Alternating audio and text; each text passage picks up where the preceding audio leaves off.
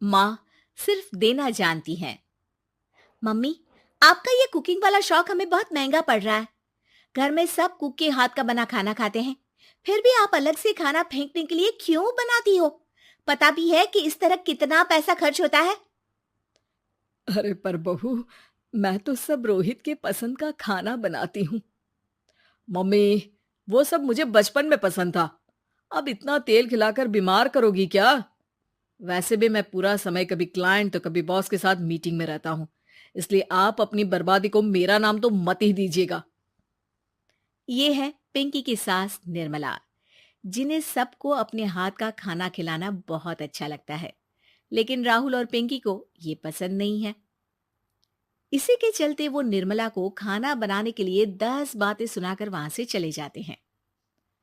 मेरे मन में तो सिर्फ अपने बच्चों के लिए प्यार है, पर शायद अब उन्हें मेरी जरूरत नहीं है। मुझे गांव वापस चले जाना चाहिए। जहां एक तरफ निर्मला दोबारा गांव जाने के बारे में सोच रही होती है, वहीं उसका पोता परम अपनी दादी के शौक को प्रोफेशन में बदलने का आइडिया सोच रहा होता है। अगली सुबह निर्मला गांव वापस जाने के लिए कपड़े पैक कर ही रही होती है कि परम फोन लेकर दादी के पास पहुंचता है। दादी, आप कहीं नहीं जाओगी?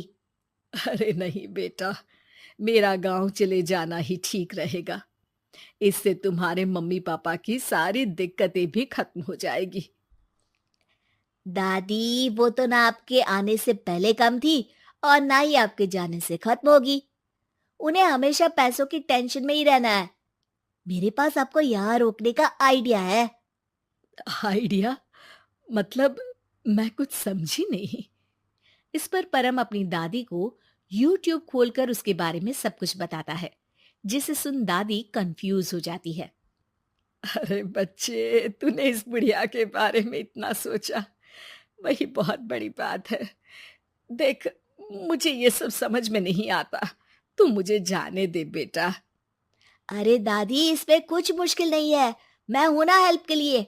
आप बस खाना बनाओ, और पता है, YouTube की मदद से आप अपनी स्पेशल रेसिपी लोगों को सिखा भी सकती हो। अच्छा, ऐसा भी हो सकता है? मतलब, बस घर बैठे मैं दूसरे लोगों को सिखा दूंगी? सिर्फ कुछ लोगों को नहीं, पूरी दुनिया को सिखा सकती हो, और उसके लिए आपको सिखाने के पैसे भी मिलेंगे दादी। इस पर बहुत देर तक दादी को YouTube के बारे में समझाकर आखिर में परम उन्हें कन्विंस कर ही लेता है, जिसके बाद वो गांव जाने का प्लान कैंसिल कर YouTube चैनल शुरू कर देती हैं। हमने ये शुरू तो कर दिया, पर इससे कहीं रोहित और पिंकी को दिक्कत ना हो बेटा। दादी, वो आपके बारे में नहीं सोचते तो आप क्यों उनके बारे में इतना सोच रही हो? इसके बाद दादी पोता मिलकर खाने की वीडियो और साथ ही उनके ट्यूटोरियल की वीडियो बनाकर उन्हें YouTube चैनल पर अपलोड करने लगते हैं। सब खुशी से चल रहा होता है कि कुछ हफ्तों में ही पिंकी को इसकी खबर हो जाती है। हमारी पीठ पीछे घर में ये सब क्या चल रहा है? अरे मम्मी, आपको तो अपना टाइम पास करना है, पर उसमें मेरे बेटे का फ्यूचर क्यों खराब कर रही हो? पढ़ाई के टाइम आपके साथ किचन में लगा रहेगा तो फेल ही हो जाएगा ना। वैसे इस YouTube वाले के शौक के लिए आप जो फैंसी डिशेस बना रही हो, उसके पैसे कहाँ से आ रहे हैं? मम्मी, आपको हमेशा पैसों की चिंता ही क्यों लगी रहती है? और रही बात मेरी पढ़ाई की, तो आपसे ज्यादा दादी को उसकी चिंता है। इसीलिए मेरी पढ़ाई के बाद ही वो ये काम करती है। परम, अपनी मम्मी से बात करने का ये कौन सा तरीका है? और मम्मी ने पैसों के बारे में कुछ गलत तो नहीं पूछा? जब घर में हम दोनों कमाते हैं, तो ये पूछने का अधिकार तो है कि पैसे कहाँ इस्तेमाल हो रहा है। मम्मी का ये जानना जरूरी बनता है। पापा, आप अपनी मम्मी से कैसे बात करते हो, ये तो मैं देख ही रहा हूँ। तो आपके मुंह से ये बातें तो अच्छी नहीं लगती। और रही बात पैसों की, तो आप दोनों हर समय मुझसे दूर रहने की कंपेंसेशन में जो पॉकेट मनी देते हो ना, हम उसी से ये सब कर रहे हैं।